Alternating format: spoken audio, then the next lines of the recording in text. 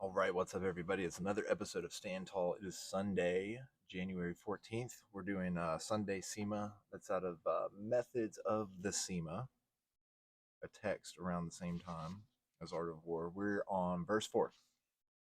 In ancient times, when chasing those who fled, one never exceeded 100 paces.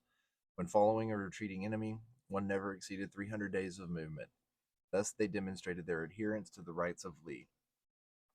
The Li were the forms and rituals of proper behavior that were gradually codified into a system similar to the code of chivalry in medieval Europe. The word originally meant a religious sacrifice, but came to encompass all forms of human interaction and social behavior. They did not exhaust the weakest among them, and they showed compassion to the wounded and sick. This showed their adherence to benevolence. They waited until all were in formation before they beat the drum to signal the attack. This highlighted their trustworthiness. They fought for righteousness and not for profit. This highlighted their adherence to righteousness. They were expert in determining who to abandon and whom to pardon, according to their courage.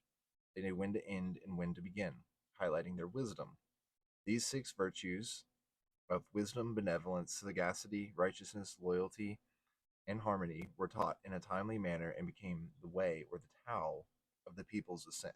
This has been the nature of government since antiquity.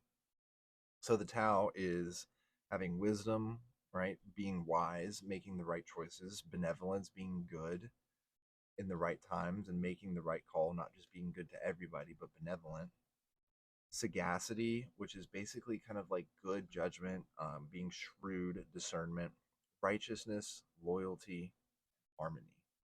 So just like with chivalry, but just in how we want to live our lives today, right? Being wise, benevolent, really discerning, righteous, loyal, and in harmony. That's what we seek through all of this, through why we're standing tall, right? Because we want to be in harmony, but we also want to be righteous. We don't want to be too loose with it. So let's go over to January 14th in the Daily Stoic by Ryan Holiday and Stephen Hanselman and see what insight we can glean by bringing Eastern warfare philosophy and Western Stoicism together. January 14th. Cut the strings that pull your mind. Understand at last that you have something in more powerful and divine than what causes the bodily passions and pulls you like a mere puppet. What thoughts now occupy my mind? Is it not fear, suspicion, desire, or something like that? Marcus Aurelius, Meditations 12.19. Think of all the interests vying for a share of your wallet or for a second of your attention. Food scientists are engineering products to exploit your taste buds. Silicon Valley engineers are designing applications as addictive as gambling. The media is manufacturing stories to provoke outrage and anger. I was just thinking about that today. These are just a small slice of the temptations and forces acting on us, distracting us and pulling us away from the things that truly matter. Marcus, thankfully, was not exposed to these extreme parts of our modern culture.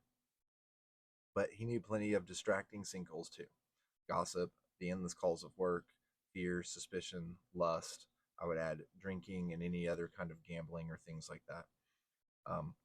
Every human being is pulled by these external and external forces that are increasingly more powerful and harder to resist, right? So like gambling, like tickles that dopamine receptor, right? Gives you that hit, like that feel good.